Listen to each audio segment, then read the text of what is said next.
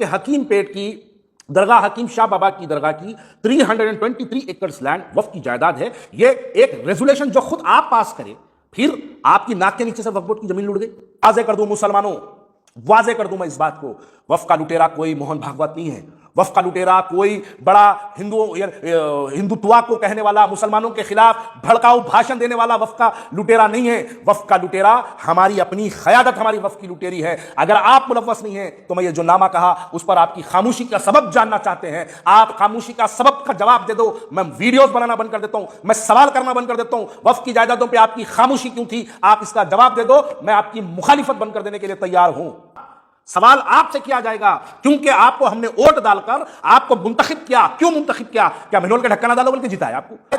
आप मजलिस इत्तेहादुल मुस्लिमीन तो पिछले 40 साल से आप ही का एमएलए, आप ही का एमपी, हर चीज आपकी रहने के बाद हमारी वक्फ की हर जायदाद कैसे लूट जाती? तो बताओ कि विंटेज पैलेस कैसे बन गया वक्फ की जायदाद के ऊपर, और आप खामोश रहे। अरे खामोश तो छोड़ो, आपके हाथों से इनॉग्रेशन हुआ महबूब विंटेज पेंशन हॉल का इनॉग्रेशन आप अपने हाथों से करें। अरे आपको यह नहीं मालूम था कि वो वक्फ की जायदाद है? अगर नहीं मालूम था तो कई की क़यादत है। वक्फ की जायदाद लुट रही, आप मस्त एंजॉय कर रहे हैं। हम सवाल करें तो हम बुरे।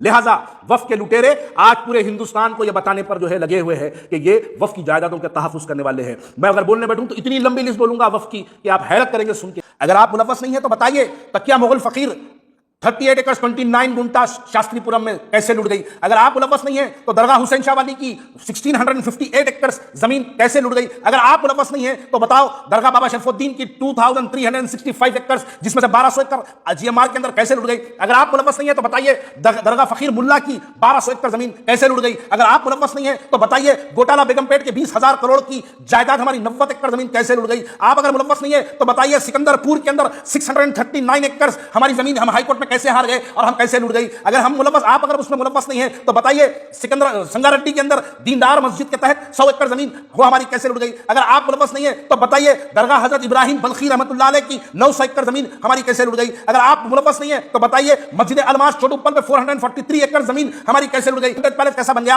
अगर आप मुलव्वस नहीं है तो महबूब पैलेस बताइए, महबूब प्राइड बताइए, क्राउन पैलेस बताइए। मैं कितने बोलूं? हद तो यह है, मैंने इससे पहले भी यह बात कही थी कि मक्का मस्जिद के तहत हमारी 25 एकड़ जमीन शेखपेट पर अगर आप मुलव्वस नहीं है तो वो जमीन हमारे कैसे लुट गई? 865 एकड़ बताइए मलगानी कुंटा की जमीन अगर आप मुलव्वस नहीं है तो कैसे लुट गई? अजीजान मिल्लत, मैं यहां पर वाज़ेह कर दूं नाज़रीन, 865 एकड़ जमीन मलगानी कुंटे की जब लुट गई तो एक शेख इकबाल के नाम पर, जो सीईओ थे वक्फ बोर्ड के, शेख इकबाल एक शहर के बड़े मोहसिब आदमी है, जो दारुसलाम बैंक के चेयरमैन भी है और वक्फ बोर्ड के मेंबर भी है, उनके ऊपर शेख इकबाल ने एफआईआर कराया तो आपने केसीआर के पास जाकर शेख इकबाल का 24 घंटे के अंदर आप ट्रांसफर करा दिया। शेख इकबाल क्या चाह रहे थे? वक्फ की जायदादों को रिकवर करना चाहते थे। आप शेख इकबाल को हटाने की वजह हैदराबाद को बताइए। आप क्या इल्जाम लगा के हटाए? मामूली सा पेट्रोल का इल्जाम लगा के उस शख्स को हटा दिए जो शख्स 865 एकड़ जमीन मलगानी कुंटे की रिकवर हुई। चोरी करने वालों पर एफआईआर किया तो चोरी करने वाले के ऊपर सजा, चोरी करने वाले के ऊपर आपने उनके ऊपर कार्रवाई नहीं की, बल्कि जिस शख्स ने एफआईआर किया उस शख्स को आप जो है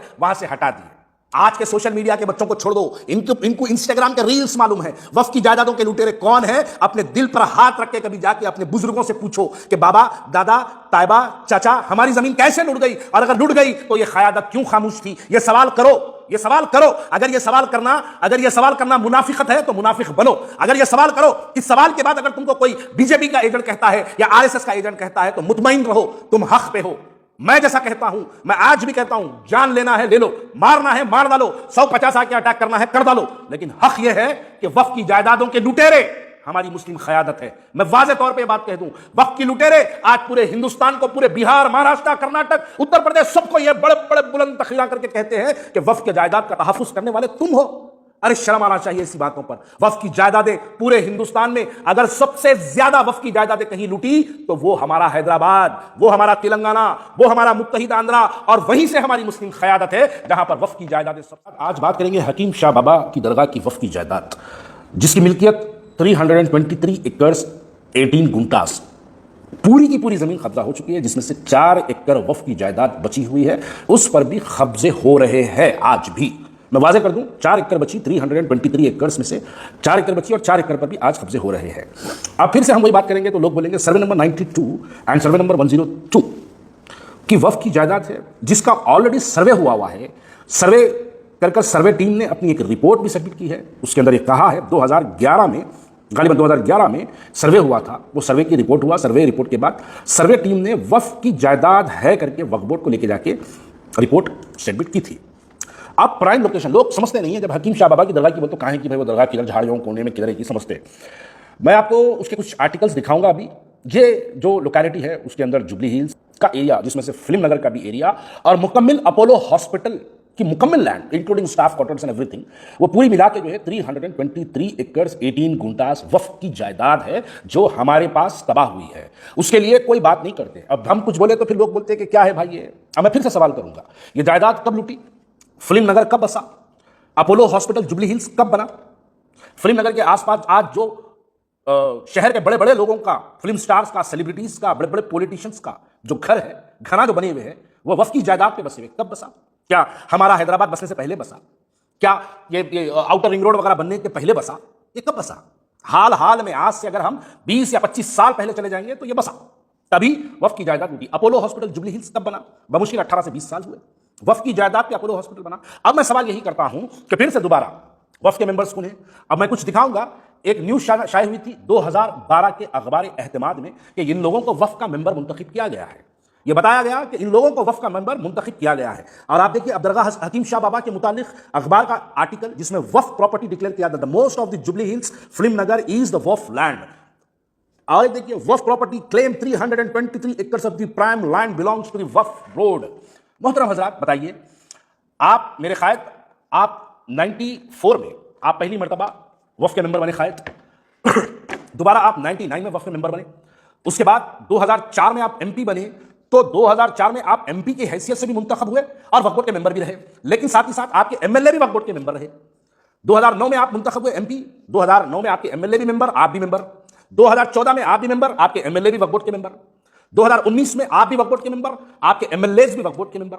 2023 में आज भी आप भी वक्फ बोर्ड के मेंबर, आपके एमएलए भी वक्फ बोर्ड के मेंबर।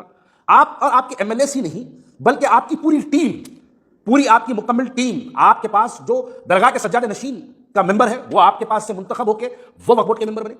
अब मैं पूछना यह चाहता हूं कि यह वक्फ की जायदाद कौन लूटा? मुझे बोलने की जरूरत नहीं है, नाजरीन समझते हैं। अरे भाई, जब लूट रही थी, अगर चलो आपका उसमें दखल नहीं है, अगर वक्फ की जायदाद लूट रही थी तो आप क्यों नहीं मेंबर्स की हैसियत से, जबकि वक्फ बोर्ड के मेंबर्स यूनानिमसली एक रेजोल्यूशन पास किए, उसके अंदर कहा गया कि हकीम पेट की दरगाह, हकीम शाह बाबा की दरगाह की 323 एकड़ लैंड वक्फ की जायदाद है। यह एक रेजोल्यूशन जो खुद आप पास करें, फिर आपकी नाक के नीचे से वक्फ बोर्ड की जमीन लूट गई और आप खामोश भी बैठे रहे, आप उफ तक नहीं करे, खाली बोल देना एक आध बार वक्फ की जुडिशियल इंक्वायरी हो जाओ, हुई नहीं हुई। किसके दौर में लूटी? मैं बीआरएस थी लूटी, कांग्रेस थी लूटी, आज कांग्रेस है लूटी, चंद्रबाबू नायडू के दौर में लूटी। मैं इन सबको छोड़ो, ये तो पूरे टाइम पास है, 5 साल में आते जाते। खायद आप मजलिस इत्तेहादुल मुस्लिमीन तो पिछले 40 साल से आप ही का एमएलए, आप ही का एमपी, हर चीज आपकी रहने के बाद हमारी वक्फ की हर जायदाद कैसे लूट जाती? कौन लूटता? और लूटता तो फिर आप क्यों खामोश बैठते? इसका जवाब पूछने जाओ, फेसबुक पे आके मां बहन की गालियां देते, फोन करके मारने की धमकी देते, हमले करने की कोशिश करते। अरे क्या वक्फ की जायदाद के बारे में आवाज उठाना क्या एक जुर्म है? अरे मैं अगर हैदराबादी हूं, मेरी अगर जमीन, मेरी वक्फ की जायदाद अगर लुट गई तो क्या मैं गुलामी, सियासी गुलामी में इतना मुलव्वस रहूं कि मैं अपने क़यादत से सवाल ना करूं? मेरी वक्फ की जायदाद जो किसी के बाप की जायदाद नहीं है, ना ही मेरी है, मुसलमानों की वक्फ की जायदाद है, लुट रही है, तबाह हो रही है। हम सवाल नहीं करना। अगर हम सवाल करें तो हम मुनाफिक, हम सवाल करें तो हम आरएसएस के एजेंट, हम सवाल करें तो हम बीजेपी के एजेंट। अरे सवाल सियासतदानों से किया जाता, सवाल आपसे किया जाएगा, क्योंकि आपको हमने वोट डालकर आपको मुंतखब किया। क्यों मुंतखब किया? क्या मनोल के ढक्कन ना डालो बोल के जिताया आपको? अरे आप हमारी वक्फ की जायदादें बचाओ, आप उम्मत मुसलमानों पे होने वाले जुल्म के खिलाफ अपनी आवाज को उठाओ, इसलिए हमने वोट डाला। मैं भी आपको, मैं कह रहा हूं, आज मेरी उम्र 42 साल की है। मैं जब पहली मरतबा 18 साल का हुआ सदर मजलिस, मैंने आपको वोट डाला। मेरी जितनी सियासी जिंदगी गुजरी पिछले इलेक्शन को छोड़कर, मेरी जितनी सियासी जिंदगी गुजरी है, मैं खुद अपना वोट एमआईएम के लिए इस्तेमाल किया और इस पार्लियामेंट इलेक्शन में भी मैंने आपको वोट डाला। तो क्या मैं आपसे सवाल ना करूं? और करूं ना करूं तो क्यों ना करूं? मैं आपको वोट डाला हूं, इसलिए डाला हूं कि आप मेरी मां और बहनों का तहफ्फुज करेंगे। मैंने आपको वोट डाला है तो इसलिए डाला है कि आप मेरी वक्फ की जायदादों का तहफ्फुज करेंगे। मैंने अगर आपको वोट डाला है तो यह समझ के डाला है कि आप मेरी आवाज, मेरे होने वाले जुल्म के खिलाफ अपनी आवाज को बुलंद करेंगे। लेकिन हमारे पास आज वक्फ के लुटेरे, मैं वादा कर दूं ये बात को कि आज वक्फ के लुटेरे पूरे हिंदुस्तान को ये दिखाने पर लगे हैं कि वो वक्फ के तहफ्फुज करने वाले हैं। अगर आप वक्फ के लुटेरे नहीं है तो बताओ हकीम शाह बाबा की 323 एकड़ लैंड कैसे लुट गई? आप बताओ चोटुपल की 468 एकड़ लैंड कैसे लुट गई? आप बताओ कि एयरपोर्ट के अंदर जीएमआर की बाबा शरफुद्दीन की पहाड़ी शरीफ की 1200 एकड़ जमीन कैसे लुट गई? अगर आप मुलव्वस नहीं है तो बताओ कि महबूब फंक्शन हॉल कैसे बन गया। अगर आप मुलव्वस नहीं है तो बताओ कि विंटेज पैलेस कैसे बन गया वक्फ की जायदाद के ऊपर, और आप खामोश रहे। अरे खामोश तो छोड़ो, आपके हाथों से इनॉग्रेशन हुआ महबूब विंटेज फंक्शन हॉल का, इनॉग्रेशन आप अपने हाथों से करे। अरे आपको यह नहीं मालूम था कि वो वक्फ की जायदाद है? अगर नहीं मालूम था तो कई की खयानत है। वक्फ की जायदाद लुट रही, आप मस्त एंजॉय कर रहे हैं। हम सवाल करें तो हम बुरे। लिहाजा वक्फ के लुटेरे आज पूरे हिंदुस्तान को यह बताने पर जो है लगे हुए हैं कि ये वक्फ की जायदादों के तहफ्फुज़ करने वाले हैं।